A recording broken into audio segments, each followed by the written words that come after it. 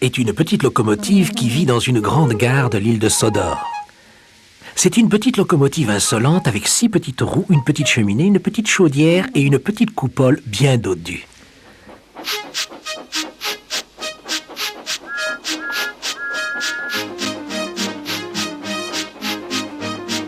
Thomas est aussi une petite locomotive très consciencieuse. Il emmène les wagons vers les grosses locomotives qui s'apprêtent à partir pour de longs voyages. Et lorsque des trains arrivent, il emmène les wagons vides pour que les grosses locomotives puissent aller se reposer. Thomas pense qu'aucune locomotive ne travaille aussi dur que lui. Il adore les taquiner, même Gordon, la locomotive la plus grande et la plus fière de toutes. Thomas aime beaucoup l'interpeller en sifflant bruyamment. « Debout, feignant! Pourquoi est-ce que tu ne travailles pas aussi dur que moi ?»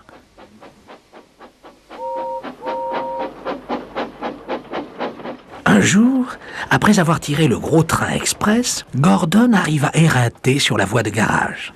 Il était sur le point de s'endormir lorsqu'il perçut le pas insolent de Thomas. « Debout, feignant! Travaille un peu, ça te changera. Je parie que tu n'es pas capable de m'attraper. » Et il repartit en riant. Au lieu de se rendormir, Gordon réfléchit à une manière de se venger de Thomas. Un matin, Thomas avait beaucoup de mal à se réveiller. Ni son mécanicien ni son chauffeur ne parvenaient à le faire démarrer. Son feu s'était éteint et il n'y avait pas assez de vapeur. C'était presque l'heure du train express. Les passagers attendaient, mais les wagons n'étaient pas prêts. Enfin, Thomas se mit en route. « Oh là là là là !» dit-il en bâillant. Il se précipita dans la gare où l'attendait Gordon.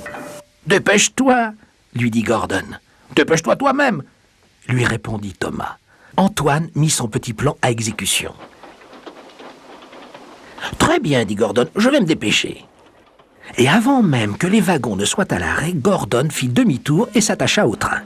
« Vite, en voiture !» siffla-t-il. Thomas avait l'habitude de pousser à l'arrière des gros trains afin de les aider à démarrer. Mais ensuite, on veillait toujours à l'en détacher. Cette fois-ci, Gordon partit si vite qu'on oublia de détacher Thomas. Pour Gordon, l'heure de la vengeance avait sonné. « Allez, allez !» cria Gordon au wagon. Le train roulait de plus en plus vite, trop vite pour Thomas. Il essayait de s'arrêter, mais rien à faire.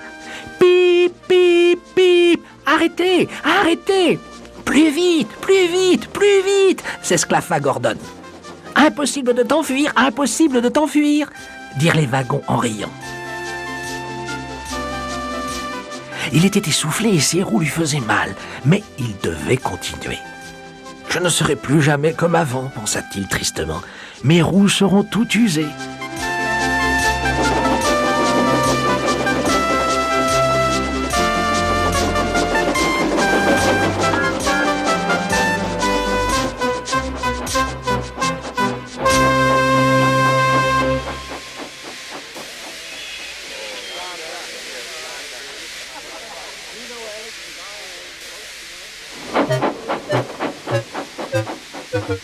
Il dirigea ensuite vers une plaque tournante en pensant que tous devaient se moquer de lui et repartit sur une voie de garage. « Eh bien, mon petit Thomas, dit Gordon en riant, maintenant tu sais ce que c'est que de travailler dur, pas vrai ?» Le pauvre Thomas était incapable de répondre. Il n'avait plus de souffle. Il s'en alla lentement pour reprendre des forces. Et il but encore et encore. Il rentra chez lui tout doucement et promit de ne plus jamais se montrer insolent envers Gordon.